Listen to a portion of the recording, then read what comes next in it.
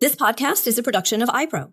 The primary purpose of the podcast is to educate. Listeners acknowledge that they are not being provided any advice or services by the speakers. The speakers are expressing their views and opinions only, and not that of any company or agency for whom they work. Any reference to a specific product or entity does not constitute endorsement of that product or entity. The podcast is for private, non-commercial use only. Please visit our website at IPRO.org for our full disclaimer.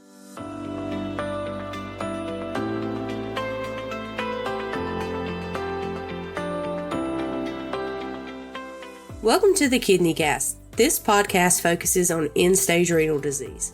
The Kidney Cast is a production of IPRO, a trusted partner of federal and state agencies. Our goal is to work to measure and improve the quality of healthcare for all. We are your co-hosts, Brooke and Shezeena Andiappen. This is our very first episode, and we are very excited to start this journey with you. We welcome all listeners. This can be dialysis patients, dialysis professionals, and those who just want to learn more about dialysis and the end-stage renal disease network. In today's episode, we will share a little bit about ourselves, and we'll talk about IPRO as a whole and about the ESRD Network Program. So let's start at the beginning. Let's talk a little bit about who we are, our past work history, any past history working with the dialysis patients, the dialysis community, how long we've been at IPRO. So Brooke, why don't you start us off? Thanks, Shezeena. I've been in the dialysis realm and ESRD realm actually my entire life. My granddad was actually a transplant patient. He was on dialysis. My parents are both nephrology professionals, and my entire social work career has been based around dialysis. I absolutely love the dialysis population. I love the people, and I love the work that we do. And I really enjoy being able to connect with all the facilities and patients. And I've been in IPRO for 3 years now. How about you, Shezeena? So, Brooke, it's amazing to hear that both of your parents work in the dialysis field, and here you are. You're also in the dialysis field, so I love that. So I'm a social worker. I got my master's degree in social work. My bachelor was also in social work. I started my career working in the hospital setting. After the hospital, I moved over to the nursing home. I spent over 10 years in the nursing home. And after the nursing home, I came to IPRO. So I have been with IPRO under the ESRD department for the past 3 years.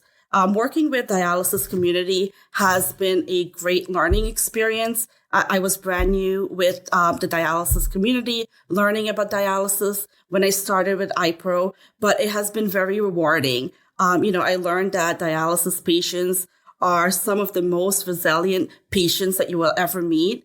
And the staff that works in dialysis are just as remarkable. The social workers, nurses, technicians, dietitians, nephrologists. I just have been enjoying my experience working with the dialysis community, and I look forward to doing it more. So, Brooke, why don't you tell us a little bit about what the ESRD network is and who we serve? Thanks, Shezeena. And fun fact about Shezeena and I, she started about a week before I did at IPRO, so we have both been on this journey together, and it has been absolutely incredible. There are 18 ESRD networks across the United States and U.S. territories. The network is contracted by CMS to oversee the quality of care and patient experience of care. IPRO currently holds 4 networks, networks 1, 2, 6, and 9. Our 4 networks consist of 13 states. As of February 2025, we serve 123,839 patients across the 13 states, 1,911 dialysis facilities, and 54 transplant centers. So there are several departments within the ESRD network. The network's team consists of registered nurses, social workers, data analysts, quality improvement professionals. We collect data, work on quality improvement activities, support emergency management systems, and we work on resolving grievances and access to care issues. Our overall goal is to improve the quality of care for individuals living with end-stage renal disease. Brooke and I are both from the Patient Services Department. Shezeena, do you want to tell our listeners a little bit about the Patient Services Department and what we do? Oh, definitely. So the Patient Services Department, we evaluate and resolve grievances and access to care cases. These cases are usually filed by ESRD patients or their authorized representative. So when a grievance comes into the network staff can take on several different roles. Our goal is to help resolve the concern so we can become a facilitator, educator, advocate, and we are even a source of referral. Overall, our goal is to work with the patient and the dialysis facility to provide mediation services, technical assistance, including providing educational resources, and we share best practices because our goal is to resolve the conflict, resolve the grievance, and come to a good resolution. The Patient Services Department also works with patients and facilities. Our goal is to help prevent and resolve access to care cases, such as involuntary discharges. We promote the Second Chance program.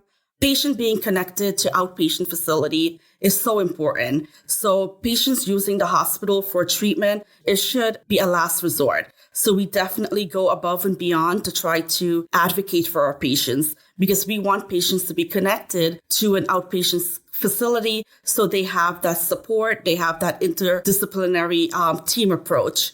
So that's pretty much what the Patient Services Department do. Besides our Patient Services Department, there are so many other departments within the ESRD network. So Brooke, why don't you talk a little bit about some of the other departments in our network? Thanks, Shezeena. I think you really captured what Patient Services does. We also have a data team, a quality improvement team, and an emergency management team. Our data team helps monitor, manage, and measure patient outcomes. You've probably, if you're a facility and you're listening, you've gotten a call from them, maybe reminding you about a 2728 form or 2746. They ensure that the forms are timely and our data is accurate. They also analyze data from the ESRD quality reporting system and National Healthcare Safety Network, and you may speak to them about any data-related questions. What does our quality improvement team do?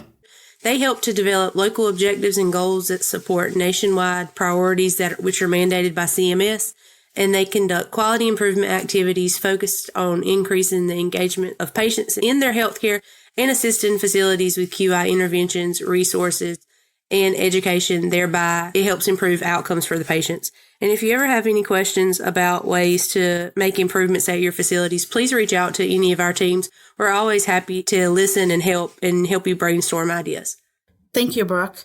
At last, our Emergency Management Department. Our Emergency Management Department tracks the status of facility operations and patients' access to treatment during an emergency. Emergency can be facility closure, snowstorm, it can be water issues. There are so many different types of emergency that can happen, and we're not always prepared for emergencies. Patients are sometimes unprepared, facilities are unprepared. So we definitely feel that tracking emergency and being available for support is very important. So facilities can report emergencies through our website by going to our emergency operational status report and completing that. Facilities needs to communicate and inform patients, providing them with updates. Patients, facilities, all staff are able to access our emergency app. This app is available free to all through our Apple Store, through Google Play for free. It is a very easy app to use, and it has a lot of great information. So definitely we encourage you all to log onto our website, check the app out, go on the App Store and download the app. We will be right back after this message. What does better healthcare realized mean? Well, for military veterans and others, it means knowing that their healthcare meets the highest standards of quality. IPRO is seeking physician reviewers to join our case review panel for state and federal contracts. We're looking for board-certified physicians with at least 5 years of active clinical experience who currently work at least 20 hours per month on direct patient care. In return, you can work as little or as much as you'd like reviewing cases for medical necessity, appropriateness, utilization, and other measures. You'll be compensated by case and also rewarded by the knowledge that you've helped ensure that the highest quality of care is provided to our nation's veterans and other vulnerable patients. That's what Better Healthcare Realized is all about. Learn more by visiting ipro.org/clinical-reviewers or calling 888-404-6285. That's 888-404-6285.